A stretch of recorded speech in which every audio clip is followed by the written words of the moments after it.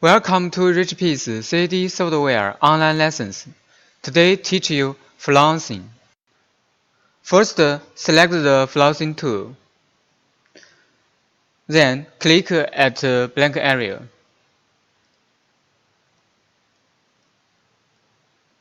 Here we can adjust the gap.